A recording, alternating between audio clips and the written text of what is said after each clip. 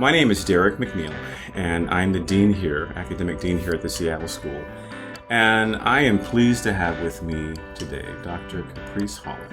And Caprice is an affiliate faculty. She used to be core faculty here, and we lost her because she's so busy with her work and calling. But she is a co-founder of Cultures Connecting. And we'll hear a little bit about your work. But I dragged Caprice out of class and taking up some of her lunchtime, and she's been gracious enough to sit with us and share a little bit about her work and sense of calling, and I think also a sense of purpose. First question that gets us going, what has drawn you to the teaching that you do, and I think even the style of teaching that you do, and also the topic, which is a very complicated topic, multiculturalism and race. What has drawn you? What are the things in your life that has shaped and pulled you into this work? Yeah, I would say my own work, right? The work that I have I've been doing got me excited to invite other people into the work. And that was, for me, my graduate school experience. When I first entered into these conversations in any formal way, coming from a very from a multicultural background myself, my mother being white, brothers and sisters being white, having a gay brother, grandparents who adopted us, all of this diversity, but never ever really having any conversation about what that meant or how we were impacted by it until I entered into graduate school, that I started exploring it. And I found, Derek, that and I see my students going through this too, all that turmoil, this kind of having this awakening, this confusion, you've been taught to behave, act, believe in that to believe things in a certain way, and then find some language that connected with your experience, a normalization of talking about it and owning it, and that your experience, while your story might be unique, that there are some common themes that come up in all of us as we look at the impact that not talking about it has had on us. And so that normalization, particularly around my own racial ethnic identity development, was really this freeing experience. When I first read William Cross's work on Black identity development and realized that I'm not the only one who tried to pretend that race wasn't as, impactful as it is. I wouldn't say I was colorblind, but I certainly did things to try to minimize it without being aware of it. I remember someone, telling me that they didn't think of me as Black, and my saying thank you to them, like these ways in which I contributed to that. And so having graduate school as an opportunity to go back and reflect on my family dynamics as it relates to race, on these relationships that I had with people in supporting this kind of norm. And then the immense shame I felt and the anger then that came after that, or, vice versa. I'd have to stop and think about it. I was freeing, and I wanted everyone else to be free too. Wow. Yeah. And just like, I feel like this is the light, this is the way, And then next came figuring out, so then how do I teach others while I'm still on my journey? Because I literally went into teaching multicultural courses like probably a year after graduating. Yeah, but it helped me to understand even the dynamics between me and dark-skinned African-American women. My whole life, I never understood why that tension existed. I spent my life apologizing and trying to be Black enough, but not I didn't have that language, didn't know what was going on for me, just always knew I was always dancing and trying to prove something to them, but didn't know what or why or what that was about, and realizing that it wasn't about me as an individual, but I was reacting to this tension as if it was about me as an individual, because I didn't have the language or the conversation. And so, for example, with this situation, my graduate school experience helped me to understand this is about the impact that institutional racism has had on the dynamics of the relationship between, for example, light-skinned and dark-skinned women. So when I understood that it wasn't about me, then I could then approach it in a way that was about the institution right? So I'm no longer apologizing, but I'm acknowledging and affirming that we have very different experiences. Certainly there are similarities, but there are a lot of differences. And until I honored that and acknowledged that, we would always have the tension. So that's what I mean by the freeing. You know, I don't do that dance anymore, right? I got a lot of dances, but that's not one, right? I've got more dances to recognize, but that's not one. Yeah. Well, a very powerful sense of awakening. And then freedom, a new freedom that comes from an awakening. And the conflict was not just simply inside of you, but you were embedded in a context that you realize this is not just me. This is more than just me. And it's the way we've learned to interact with each other in a certain type of way. Right. And the way that we learn to interact, because there's no dialogue, right? There's no dialogue about what's really going on. There's no dialogue about... It becomes implicit. Yes. And so then I kept it as like a secret. Like even the struggle that I had with Black women, I never told anyone. I just worked really hard to make it go away. And it felt like the harder I worked without the knowledge of what was going on, or even the personal work that is needed to recognize, where do you have privilege and where are there things different, and how do you feel about that as you recognize that you have a different experience as a light-skinned woman, and really kind of working through all of that. And I left graduate school. I remember calling my sister, my younger sister, who's also biracial, and saying, did you have this experience? Do you have these feelings? Really, and it was the first, it was, right, it was, we never even talked about it with each other, right? Because that's, no one else has this. No one else. This is something that is unique to me, and so that's why I thought that I feel like my graduate school was so important in my journey. I mean, I'm still left to wrestle with it, right? They don't fix it for you. They put you on this path that you can choose to go on or not go on. And it's interesting because even though the biracial piece makes you separate from two populations that you really are a member of, particularly in terms of African American community. We will accept you as our own, but we don't know how to have conversation about this other part of you as well. And so there is a sense of alienation, at least pieces of you that are alienated on both sides. And I deeply appreciate the sense of how, I mean, as you're describing an embodied experience. It was no longer trapped inside of me. It was no longer just my secret. It was no longer just my struggle. And I want other people to have this sort of freedom as well. Because it's indicative of the whole society. Right. Not just simply something that's happening inside of me. Right. In fact, what I and Black women were struggling with was would you say a symptom of racism, right? And so once I could understand that, then I could figure out how to work in solidarity to dismantle and undo this.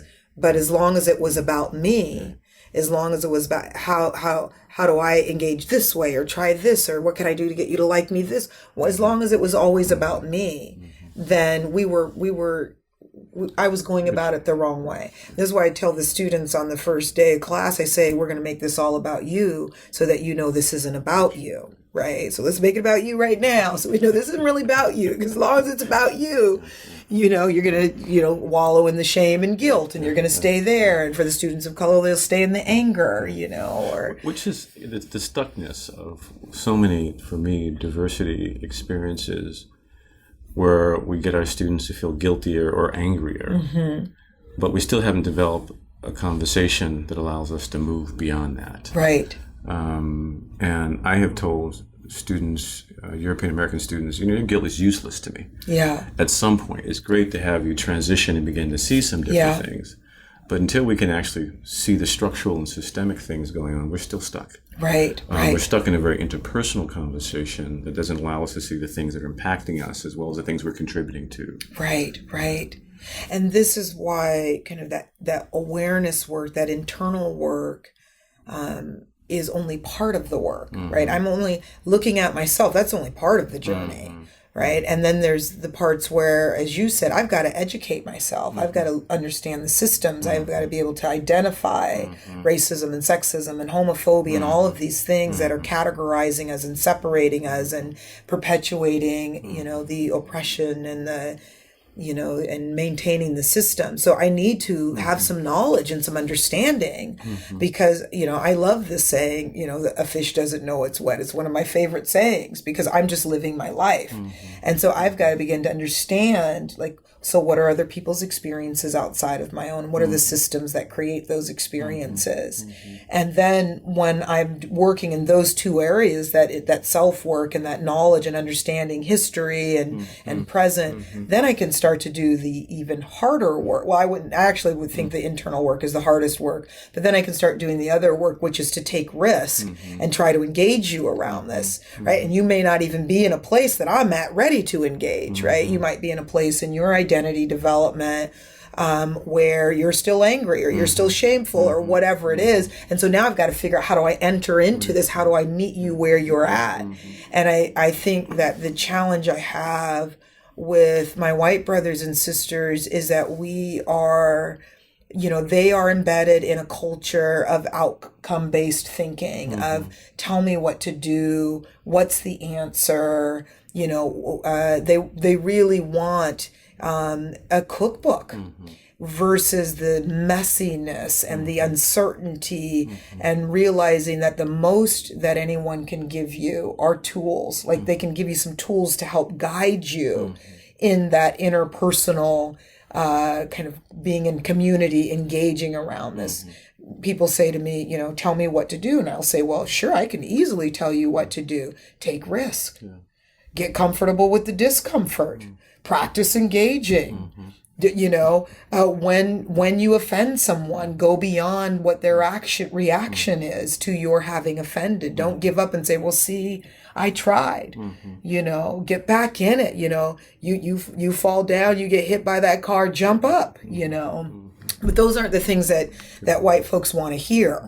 Right. And I think this is where across cultures that we clash, because people of color, most of us are very relationship oriented, and we want white folks to get curious and to lean into our stories and stop invalidating, stop believing that they're the experts. White folks, I think I see this phenomenal, right, where they see themselves as the experts of our experiences. Or need to be. Right, or need to be, right? So they start invalidating. Well, that couldn't happen. Well, what makes you think that, right? I think All Lives Matter is a great example of white folks becoming the experts of, for example, Black people's experiences, rather than leaning into it, getting curious. I wonder why, Blacks would see the need to have a Black Lives Matter movement. What's going on? What are their experiences?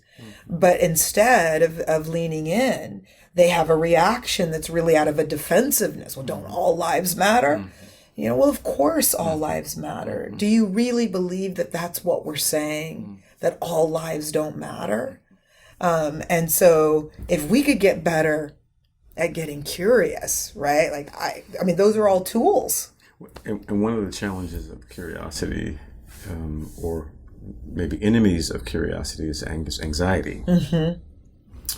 And these conversations usually evoke such anxiety that's either pushed towards fight, flight, either avoidance or a tussling, a defensiveness, if you will. And I'm wondering, as you look at your students, as you sit with them, and really the way you teach and bring yourself to the class, what gives you hope?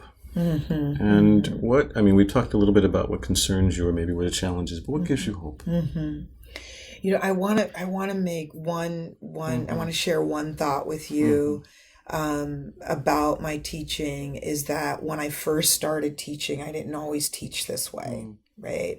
I will say I taught one class differently, my first class, and then I started to change it over time because I realized that what I was doing was mimicking what I thought was expected of me as a professor. Like, what does it mean to be a professor? Well, you stand up in front of the room and you read notes and you lecture and you tell people, or you show people how brilliant you are, right?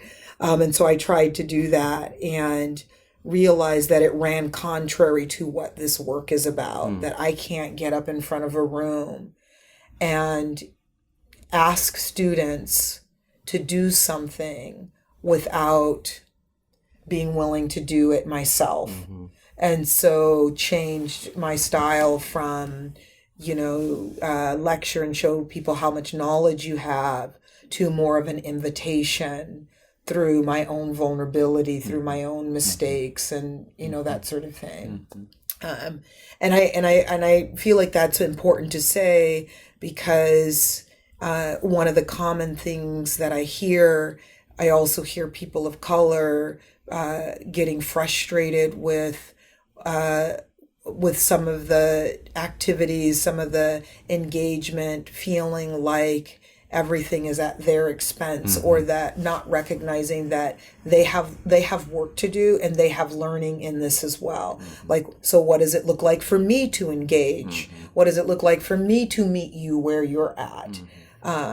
And so, I don't want to leave this conversation without, not just saying what white folks do or how they show up. There's some common themes and there's more, that this is really everyone's work. We're all taking in these messages and being socialized and being impacted in some way.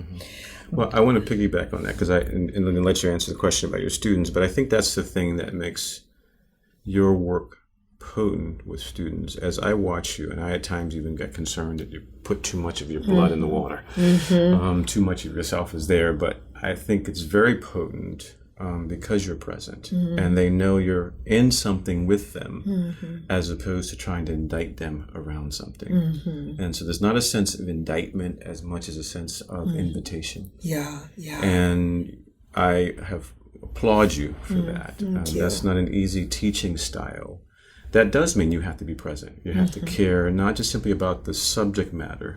You care about the people you're engaging with. And they come to love you, actually, and you care and love them. And that's a different type of teaching. No one ever modeled that for me in the academy.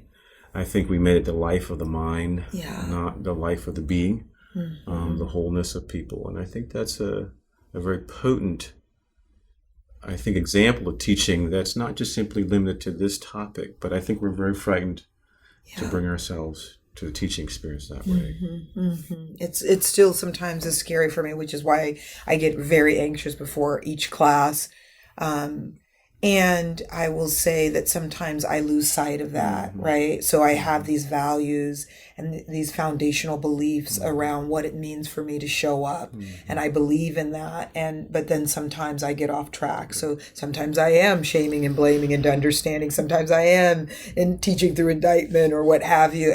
But then I check myself, right? Because it doesn't, there's something that it doesn't sit with me. And so then I spend all night, the next night thinking about, that night thinking about how am I going to go back in and be present, which might mean I need to apologize, which might mean I need to engage this person that I hurt in some way, or maybe it's being vulnerable and saying, this is what was really going on for me. And that's what really gets scary, to be real, But my hope, oh my goodness, I love teaching here.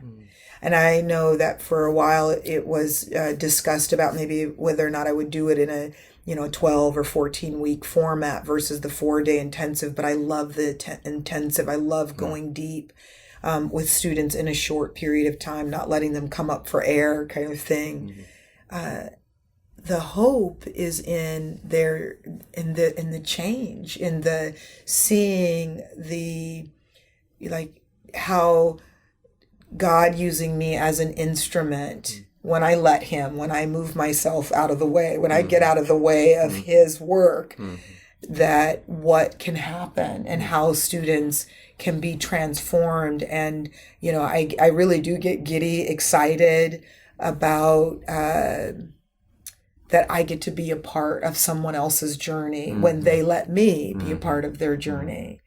I was just talking with a student yesterday and just watching him grow and just seeing, and seeing his energy and excitement and the change that he is reveling in. And while he was at this place where I see the students that I'm teaching today are at, where he's at gives me hope to sit in the student's anxiety and know, like, it will be okay. You don't have to try to fix this, Caprice, that here is the other side, if they're willing to stay in it. So I keep students email me. I got a letter from a student the other day talking about how a song that I play at the end of the class and how I engage them around that, how he wrote a blog around that, like that, a student from, 10 years ago emailed me and said, hey, would you read this article that I wrote? You won't remember me. Like those things give me hope.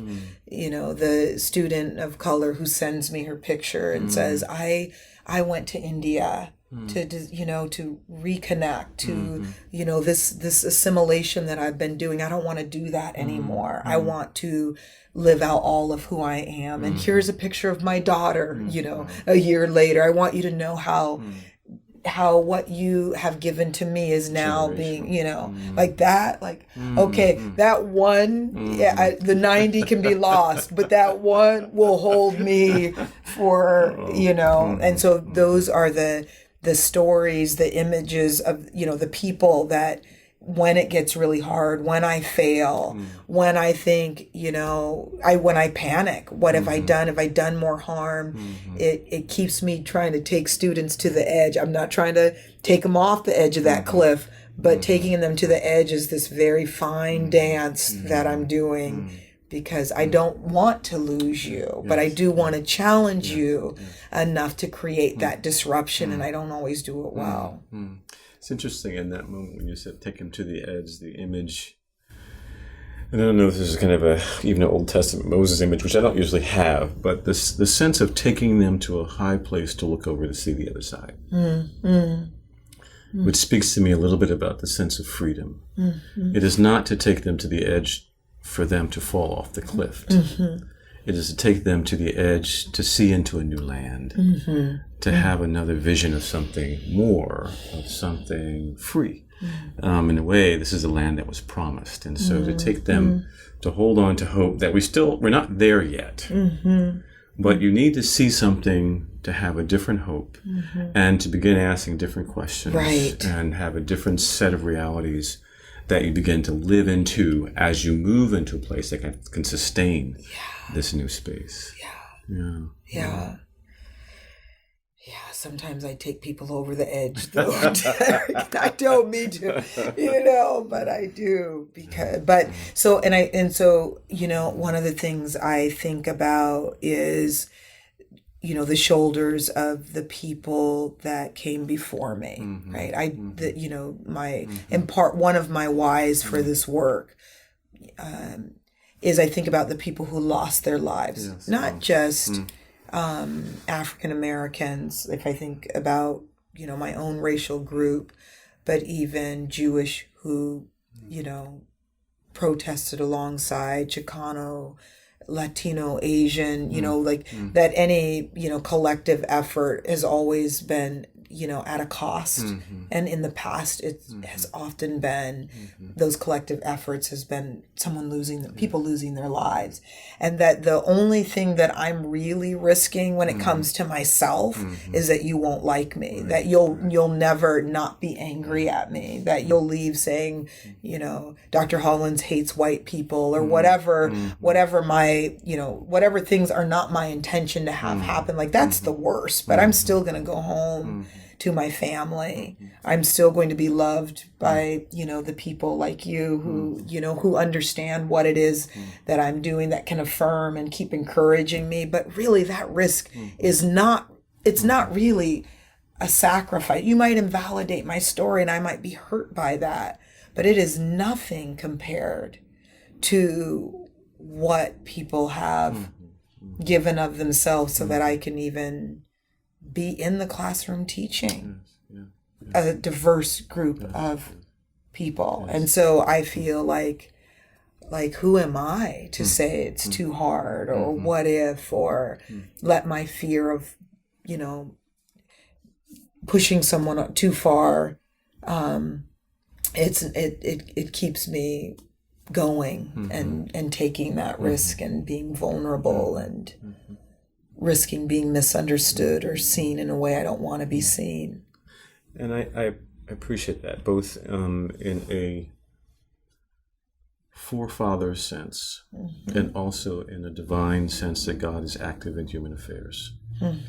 That our work is not done simply our own efforts. Hence, I can push them over the edge. But the trust is that there's more than me engaged in this work. Yes. And that I am part of a lineage and heritage.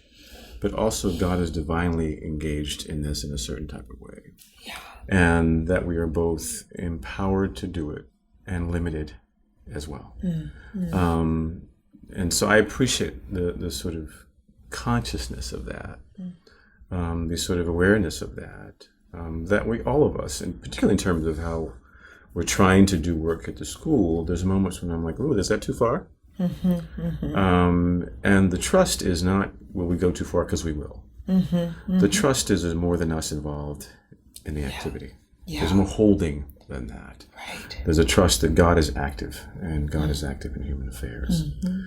Well, we have to stop because I need to get you back to class. Yes. And maybe this is part 1 of part 2. Yes. But it's been a pleasure to sit with you and catch up and hear your heart.